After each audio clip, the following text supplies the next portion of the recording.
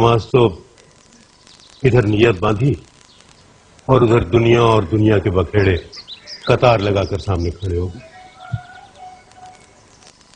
زبان سے عربی کے رٹے رٹائے جملے نکلتے رہتے ہیں اور دل میں دنیا کے مسئلے، پیسوں کا لین دین، کاروبار، گھر کے مسائل. استغفر اللہ استغفر اللہ. تو کیوں پڑھتے ہیں آپ نماز؟ نہ پڑھا کریں میری طرح. بس حاضری لگانے کے لیے پڑھتا ہوں. چاہتا ہوں کہ حاضری لگتی رہے رجسٹر میں. محبوب کو پتا تو چلے کہ آیا ہے، چاہے سبق یاد نہیں، کلاس میں تو حاضر ہے. اور حاضریاں لگتی رہی تو یقین ہے کہ کلاس سے نکالا نہیں جاؤں، امتحان میں بھی بٹھا لیا جاؤں. 33 نمبر تو آ ہی جائیں. اور 33 نمبروں کا مطلب ہے کہ پاس ہو گیا. پاس کیا ہوا؟ اس نے اپنے پاس بٹھا لیا، اپنے پہلو میں. کس نے پاس بلایا؟ محبوب نے. اور کس نے؟ محبوب کون؟ اللہ. اور کون؟ اللہ. محبوب تو دکھائی دیتا، سنائی دیتا، اس کو تو چھوا جا سکتا ہے. وہ تو بولتا ہے، سنتا ہے،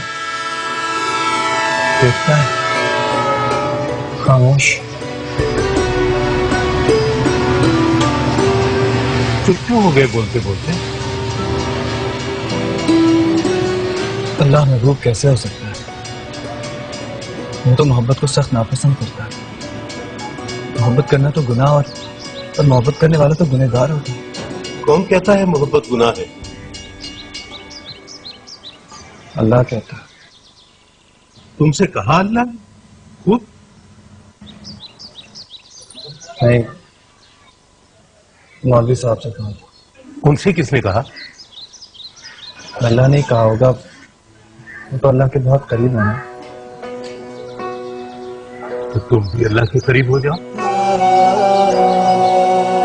ڈرو مت اسے اپنے راستے کی رکاوٹ مت سمجھو.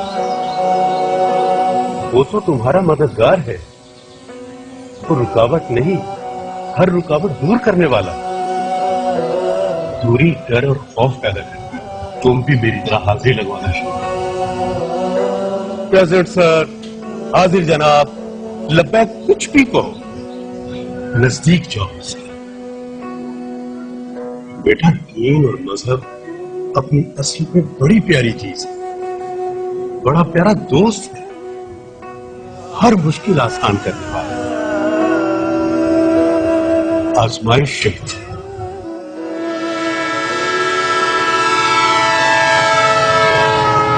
خدا حافظ.